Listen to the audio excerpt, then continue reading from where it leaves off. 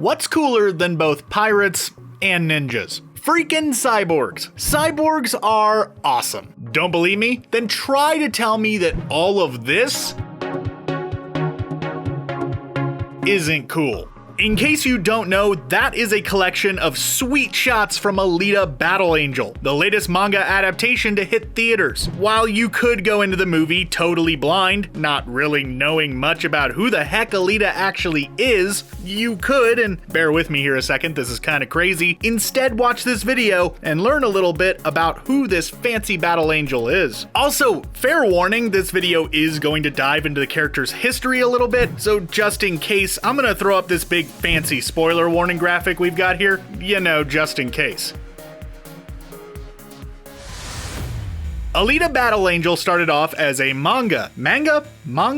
I'm sure whichever pronunciation I go with, someone will be unhappy, so let's just go with manga. The manga, Battle Angel Alita, was created by Yukito Kishiro in 1990 and ran across 9 volumes until 1995. The series focused on the story of Alita, or Galley in some versions. Alita is a female cyborg who lost her memory, along with a large amount of body parts, a long time ago. She was discovered in a junkyard by a cybermedic named Daisuke Ito. Daisuke built her new body and named her Alita, after his cat, who passed away. Remember that scene in Alien 3 when Ripley pulls the remaining parts of Bishop out of the prison junkyard and reactivates him briefly? It's kinda like that if she then proceeded to build him a new robo-body and decided to start calling him Jonesy for some reason. Alita quickly discovers after being built that she is apparently a master of a legendary martial arts form called Panzerkunst, which is not just fun to say, but also a pretty awesome thing to wake up one day realizing that you know. Bit of a bummer though that that's the only thing from her past that she's really able to recall, at least at the beginning. She went on to utilize this combat proficiency to become something called a hunter-warrior, which is basically a fancy way of saying someone who hunts criminal cyborgs, cause those exist apparently. She even eventually became a motorball player, a sort of brutal future death sport. Not much more to it than that, just thought we'd mention it. While fighting these criminal cyborgs as a hunter-warrior, memories of Alita's past reawoke within her mind, reminding her of her past life on Mars. Seems that even Mars won't be a safe haven for Elon Musk from our inevitable robot overlords. Sorry, Elon. So now that you understand the basic idea behind Alita's story, while trying to avoid out-and-out spoilers as much as possible I might add, it might be nice to take a closer look at some of the manga's other elements, like its world for example,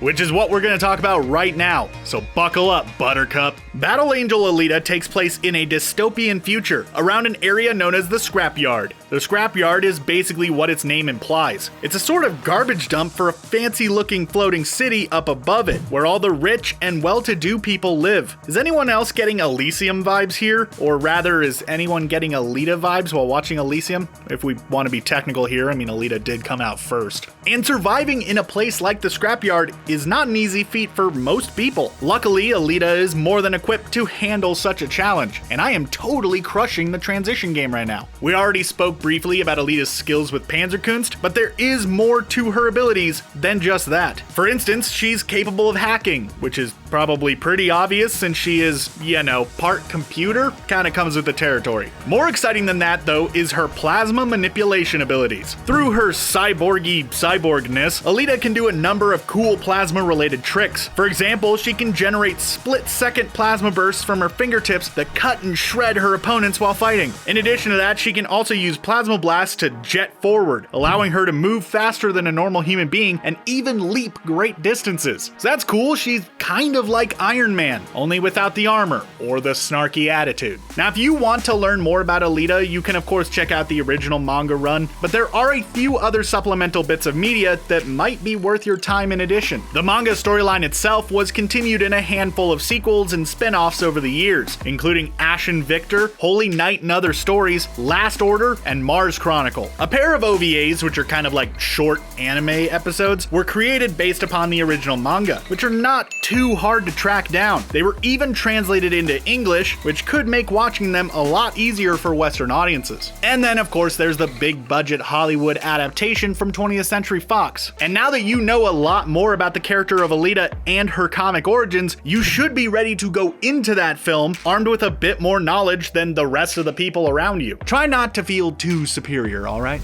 Are you excited to check out Alita Battle Angel? Did this Origins Explained video make you in any way more interested in the film? Let us know your thoughts in the comments below, and while you're down there, don't forget to subscribe to ScreenRant for more awesome videos just like this one. Thanks for watching, and I hope to see you at the movies.